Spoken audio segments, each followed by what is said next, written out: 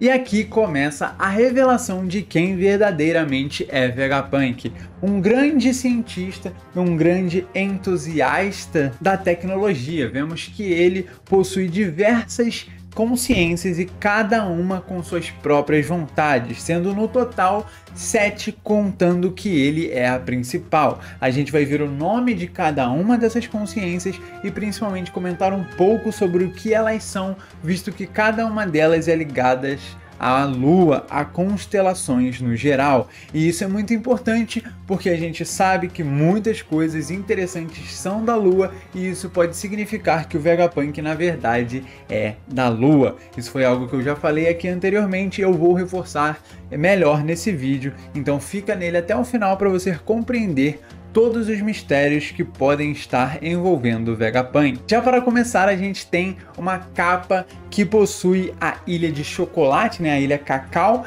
que é a cidade do chocolate, completamente congelada, mostrando que possivelmente há a presença de Aokiji ali. No capítulo 1046 a gente viu dois personagens, né, sendo encarados pelo povo e vendo o povo daquela ilha correndo, assustados com aqueles dois, e provavelmente ali já era o Aokiji, né? Muita gente pensou, depois que as histórias de capas foram avançando, que aquilo ali na verdade era só o pessoal da Germa tentando recuperar, porém sempre era para ser notado a diferença nas capas. Os personagens ali utilizavam roupas diferentes do traje da Areidio, além da invasão dos piratas do Barba Negra ser um tema bastante forte quando o tema é Holy Cake, principalmente por objetivos maiores como os Real Poneglyphs, até mesmo pelas Akumas no Mi que ali estão, como por exemplo a do Katakuri. A invasão do Aokiji ali pode significar isso, já que ele supostamente está ao lado de Barba Negra. Então a gente deve ver um pouco mais disso nas próximas histórias e eu tô curioso para saber o que vai acontecer, já que o pessoal da Germa nesse momento está saindo de lá e a gente pode acabar vendo um conflito entre eles, por mais que isso seja improvável. A gente já viu antes em algumas capas coloridas feitas pelo Oda, que eu vou estar deixando aí na tela, que a gente poderia supor que essa invasão aconteceria por alguns piratas, mas eu não esperava a presença do Aokiji. Continuando, vamos agora para o capítulo. Ele começa com uma grande surpresa, né? Vegapunk, o Vegapunk está ali na nossa frente. O que está acontecendo? Enquanto ele vê e segura aquele pequeno barquinho dos chapéus de palha como se fosse um brinquedinho em mãos. A gente vê o entusiasmo não só de Franky, mas como de todos os chapéus de palha, menos de Robin, que se mantém bastante atenta a tudo que ela sabe sobre o Vegapunk e sobre o que aparece em frente a ela. Então ela questiona a verdadeira identidade de Vegapunk e por que ela é uma mulher, sendo que logicamente, como já foi contado diversas vezes no mangá, no anime e até por mim aqui, é, na verdade, um homem bem mais velho. Naturalmente, enquanto todos os chapéus de palha, principalmente Franky, estão focados naquela Vegapunk ali, né? Afinal, Franky quer conhecer o verdadeiro Vegapunk, saber até onde vai o limite da sua inteligência, como ele consegue ser tão inteligente e como Franky consegue tentar chegar perto daquilo. Afinal, ele faz criações para tentar chegar no mesmo nível, mas a gente vê que só por essa Vegapunk ele já está muito atrás, então ele precisa ir mais longe. Ou seja, esse arco pode ser um grande desenvolvimento para o Franky, principalmente em relação ao que o personagem mais faz, que é criar coisas diferentes, ser na verdade mais do que um carpinteiro, mas também alguém que possa realmente criar grandes mechas diferentes com novas capacidades e principalmente a questão dele estar na foto de procurado dele com a roupa, no caso não a roupa, né, mas a foto dele ser a do Sunny é algo bastante curioso, mostrando que pode ter um foco no Sunny um pouco maior, e principalmente com o Vegapunk aparecendo. A Punk 02 fala sobre ela não ser a verdadeira Vegapunk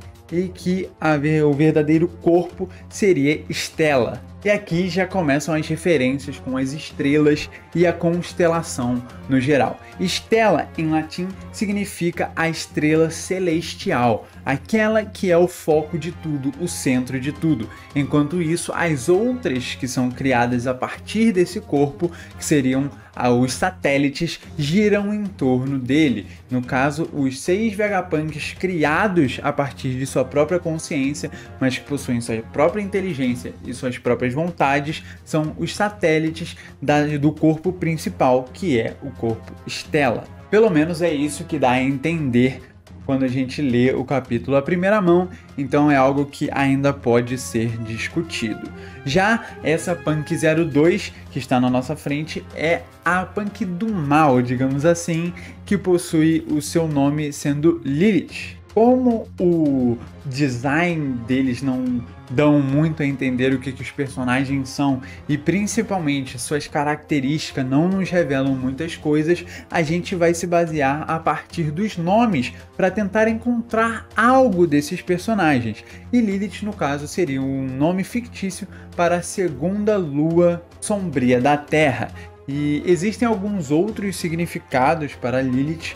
Então dá para criar algo melhor em volta disso, mas se eu fizer isso nesse vídeo vai ficar muito extenso, então num próximo vídeo nós falaremos melhor sobre o Vegapunk, sobre essas luas e tentar teorizar o que isso significa, por que há essa criação, lembrando novamente sobre a questão dele poder ser da lua, já que ele possui a cabeça supostamente com aquele formato grande, formato de ovo, digamos assim, representando a ilha Egghead, e os piratas da lua também possuem uma Jolly Roger com aquele símbolo, representando que talvez Vegapunk seja um deles. Ainda assim, não é claro, é só pra gente teorizar, então deixa aí embaixo a sua opinião se Vegapunk é ou não da lua e aproveita para se inscrever aqui no canal e deixar o like aí no vídeo que você me ajuda muito e ainda por cima acompanha tudo sobre o One Piece. Continuando, Nami questiona aquela situação toda porque não era legal ela simplesmente estar sendo roubada, digamos assim, porque a Punk 02 queria tudo, queria todos os recursos, todos os tesouros do Chapéu de Palha para devolver eles para o mar são e salvos, digamos assim. A Nami questiona porque aquilo não é uma maneira de salvar alguém e a Lilith logo fala que ela não está salvando e sim tentando roubar eles, principalmente por eles estarem em um mar que teoricamente é proibido, afinal é próximo de uma ilha muito importante para o governo mundial. Ou será que não? A gente já vai chegar lá. Mas o interessante é que a gente vê diversos outros monstros marinhos criados a partir de tecnologia. Monstros com corpos cheios de mecanismos de metal. E nesse momento, se eu fosse olhar uma melhor tradução para isso aqui, seria mais como bestas marinhas armadas, enfim. Eu não sei qual é a tradução que eles vão botar ainda, mas ficou meio não tão claro assim. Enfim, são bestas marinhas compostas de várias armas, assim como a gente viu o tubarão em alguns capítulos, né? Em alguns capítulos, enfim. E agora a gente vê essa situação toda sendo criada, a gente vê várias bestas marinhas com números diferentes. O número 15 ali mostrando que é uma invenção já bem trabalhada, a ideia de que esses monstros supostamente defenderiam a ilha. Uma única coisa a se atentar aqui é que a gente vê o Punk em uma delas, mas na outra está escrito UMP. Aqui eu estou um pouco em dúvida se é um erro ou se é algo diferente. Vai ter um outro erro nesse capítulo que a gente vai discutir sobre, mas que esse é 100% confirmado que é um erro, porque não é possível. Mas enfim, a não ser que o Oda queira trollar todo mundo, o que vai acontecer é um erro, então isso aqui também pode ser um erro, porque teoricamente era para estar escrito UNK ao invés de UMP. Todos eles saem do mar, né, assustando assim, teoricamente, o Chapéu de Palha, O Usopp sai correndo com a mão na cara, assim, tipo, meu Deus, não, eu sou muito jovem para esse tipo de coisa, eu não mereço sentir tanto medo, enquanto o Frank mantém aquela postura de quem está muito feliz e contente em ver o seu próprio ídolo na sua frente, por mais que aquele ali não seja o verdadeiro corpo. E enquanto a gente vê o Sandy morrendo de amores por essa personagem, a gente vê o Zoro sereno, calmo e tranquilo com relação a toda essa situação.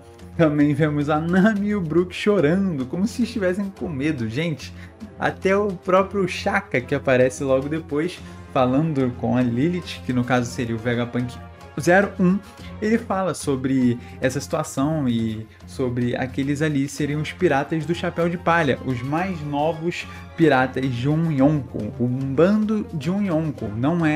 Não são pessoas, na verdade, que devem ser subestimadas. E enquanto a Lilith tenta passar por essa questão dela ser uma cientista e tenta roubar os chapéus de palha, a Shaka tenta ser um pouco mais calma e consciente e olhar a situação, que aquilo ali é perigoso porque aquela ali está em perigo. Eles não são piratas comuns, afinal, são do bando de um Yonko. Por mais que tenha essas brincadeiras de serem chorões, quando a coisa aperta, a gente sabe que eles vão resolver. E então a gente vê ela começando a se preocupar, pois alguma coisa está bem calma. E essa coisa é ninguém mais, ninguém menos do que o caçador de piratas, que já não caça piratas há um bom tempo. Então eu gostaria já que o Oda mudasse esse título dele para o Rei do Inferno, porque ficaria muito mais legal. Mas enfim, ele está lá encarando serenamente toda essa situação, bem calmo, enquanto a Lilith começa a ficar um pouco mais tensa sobre isso tudo, porque teoricamente ela tinha todos eles na mão, e a Shaka, que é um pouco mais consciente, a gente pode perceber pelo jeito que ela fala, já parece estar um pouco mais como, não mexa com eles, né? E a gente vai ver isso de fato. Não só Zoro como Robin estão prontos para tomar uma ação com relação àquilo. Não importa quem seja, não importa se é o Vegapunk, se é o governo mundial ou se é um outro pirata, um outro Yonko. Eles estão ali para defender não só os companheiros e o barco, mas a integridade do capitão deles. Eles não podem simplesmente deixar tudo acabar em vão, então eles estão ali prontos para atacar caso seja necessário. A Lilith fala sobre não ter sido tão precavida quanto ela poderia, e a Shaka fala que na verdade tá tudo bem, né? Afinal, o Zoro sabe quem ele tem que atacar, então é melhor não tomar decisões muito erradas, pois isso pode ser um grande perigo. A falsa sensação de que está seguro, a falsa sensação de que você é quem está no comando muda tudo quando vemos Zoro falando seriamente, encarando a Vegapunk, falando sobre uma possível questão que ele possui. Ele quer algo dessa pessoa e a gente infelizmente não sabe o que. Isso acaba sendo cortado, vai ficar para o próximo capítulo, para a próxima semana, ou não, né? Afinal, o Oda adora deixar a gente esperando. E a gente já corta para o Vegapunk 01, Shaka. A questão lógica, digamos assim, tá escrito como se fosse a consciência desses Vegapunks, né? Como se fosse a que possui uma maior inteligência ou que possui uma maior lógica realmente para cuidar das situações. Porém, ele fala, não sei exatamente se é masculino ou feminino, enfim, fala que tem um interesse nesse bando, e aí a gente começa a entrar um pouco mais nessas questões aí do Vegapunk com os chapéus de palha, porque isso vai ter que ser muito bem trabalhado, principalmente com o que a gente vê no final do capítulo. Vamos continuar, a gente vê novamente cortando para Luffy e o seu grupinho, digamos assim, e a gente vê a Bonnie se frustrando, pois ela está ali por uma pequena situação. Ela já esteve ali diversas vezes, então ela sabe de fato quem é o verdadeiro Vegapunk. E ela está ali pois este mesmo doutor fez o pai dela, ninguém mais ninguém menos do que Kuma, sendo um grande material de testes e se tornou uma arma viva, uma arma andante que não possui mais senso, não possui mais consciência, é apenas uma grande arma feita por Vegapunk. E aí, enquanto a gente vê essa cena bastante curiosa entre eles, ela já muda novamente para uma cara um pouco mais serena e tranquila e fala que esqueceu de mencionar sobre Sabo para o Luffy. Eu gostaria muito de ver isso porque a gente não sabe exatamente o que aconteceu e eu fiz uma teoria há um tempo atrás falando que a Vivi seria quem contaria tudo o que aconteceu no Reverie pra gente. Porém, se a Vivi não for aparecer, pelo menos por agora, é capaz de que a Bonnie faça esse papel. Afinal, ela deveria estar junto com todos os chapéus de palha quando for contar isso, pois a gente vai descobrir alguns mistérios bastante interessantes. E aí a gente entra então no laboratório de Vegapunk, vendo não só diversos robôs gigantes e um dinossauro gigante, mas algumas nomenclaturas que podem ser curiosas. Obviamente, Vegapunk espalhado para todo lado é seu laboratório, nada melhor do que isso, porém tem um SSG escrito ali em cima, que deixa uma certa curiosidade. O que é esse laboratório, por que ele está ali, e a gente continua caminhando para descobrir isso. A gente vê que tudo que está ali são grandes hologramas, não só dinossauros, não só robôs, mas também comidas. E quando os três se estabanam no chão por tentar comer alguma coisa, a gente vê a cara frustrada deles. Eu quero atentar para uma coisa que os olhos do Chopper foram bem curiosos nessa cena. Eu tô um pouco intrigado sobre isso, porque os olhos dele pareceram bastante até o de Insama, né? Se aparecesse um cortezinho, né, um fiozinho branco ali entre as partes, eu acharia mais esquisito ainda, mas a cara de raiva dele fica aí bastante curiosa. E o melhor de tudo é que quando a gente vê o Luffy reclamando sobre isso, a gente também vê ele um pouco parecido com a forma dele na quinta marcha, novamente ele utilizando habilidades ou utilizando das emoções dele para transparecer a habilidade da quinta marcha, que é ser o homem mais livre do mundo. A gente viu quando ele esteve surpreso ao se tornar um Yonko, os olhos dele saltando. A gente viu quando ele estava livre falando sobre suas habilidades, ele com os músculos desenhados naquela exata mesma forma. E agora nós vemos ele bem estressado, com seus cabelos em pé e uma fumaça bem curiosa ao redor do seu corpo. Claro, são coisas intrigantes que o Oda coloca e que podem significar ou não alguma coisa. E o melhor de tudo é que a gente segue e encontra mais um Vegapunk, e agora é o Vegapunk 05, falando sobre a sua ilha uma ilha tecnológica, uma grande invenção que consegue mudar até mesmo a sensação de uma ilha, a sensação daquele espaço que está naquele laboratório para mudar o seu clima, o seu ambiente do jeito que ela quiser. Luffy então tenta encostar naquilo ali, pois parece mais um rolo-rolo, segundo ele, um holograma, e aí ele toma um grande de um soco e vai parar numa máquina que faz várias comidas. E aí nisso a gente vê a Vegapunk 06, só consertando o que eu falei antes, é a 06, não a 05, porque os números lá embaixo estão trocados, aí me confundiu, mas a 06 mostra um pouco das suas capacidades e das suas invenções, um pouco diferente da sua irmã, digamos assim, que cria coisas um pouco mais destrutivas, algo parecido até mesmo com o Frank. Ela tem uma percepção de criação um pouco diferente, criando coisas automatizadas, criando um espaço, digamos assim, que é completamente alterável o seu clima, né? Toda aquela questão ali com hologramas, e segundo ela, os hologramas não são simplesmente hologramas, são coisas vivas, e que essa questão do ser real ou não já foi ultrapassada há muito tempo, mostrando que, né, além de ser alguém,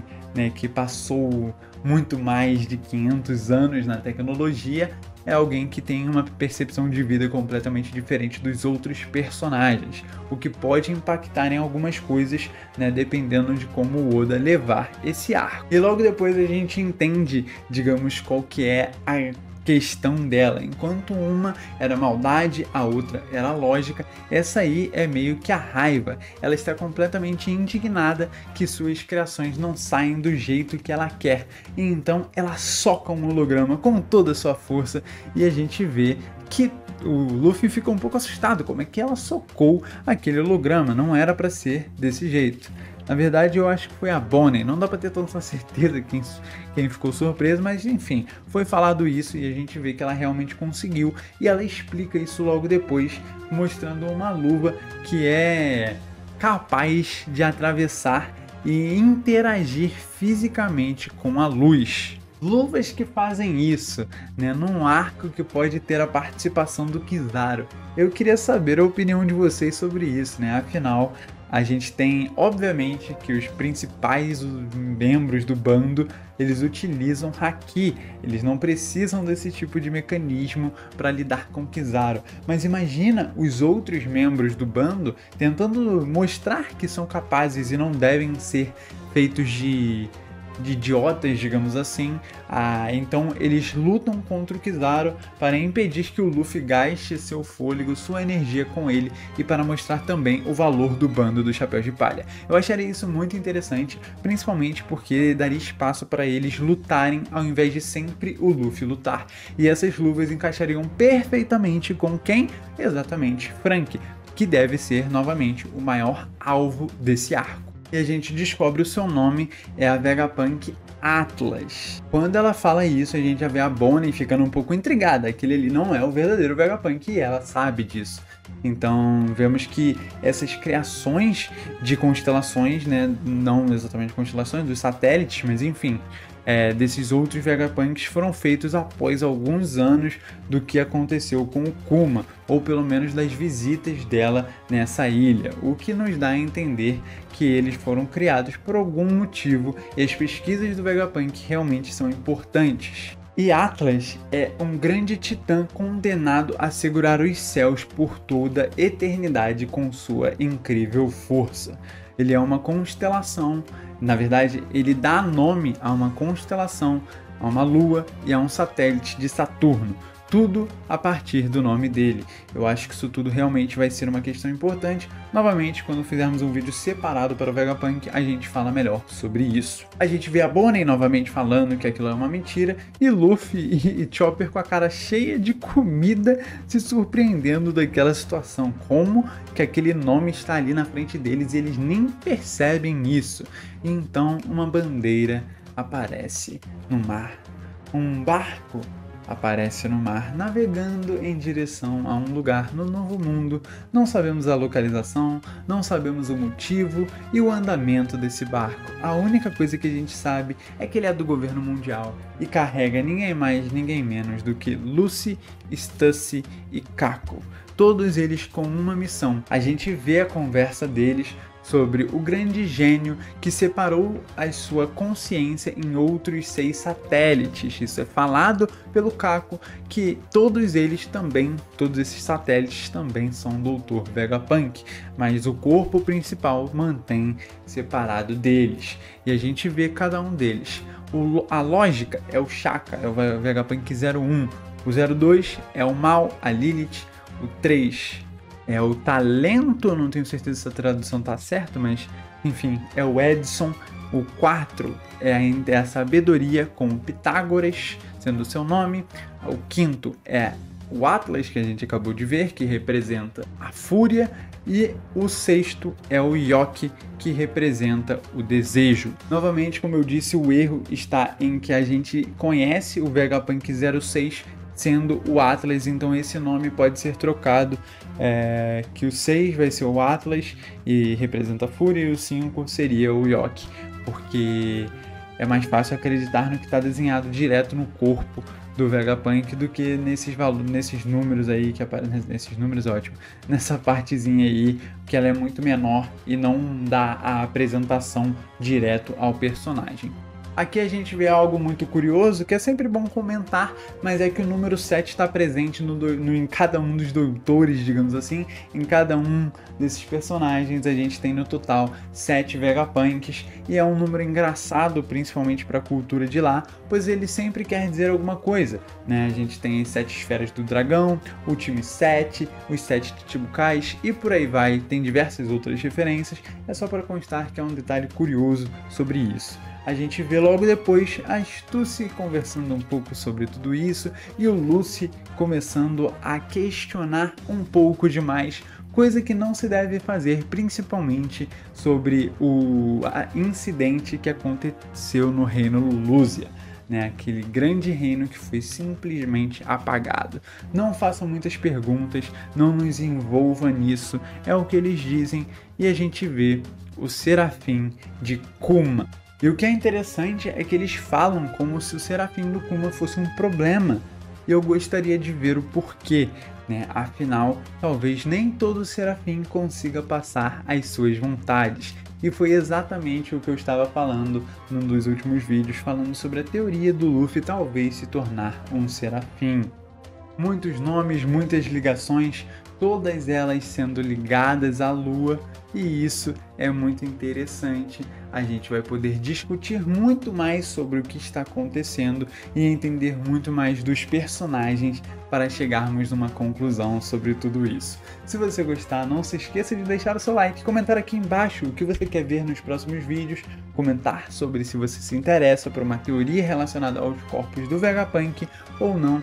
E eu vou ficando por aqui, um ótimo capítulo para terminar, digamos assim, essa semana e entrarmos no fim de semana, mas eu garanto que semana que vem vai ser melhor, novas coisas serão reveladas e a gente vai ter incríveis momentos com esse incrível mangá. Um abraço, valeu, falou!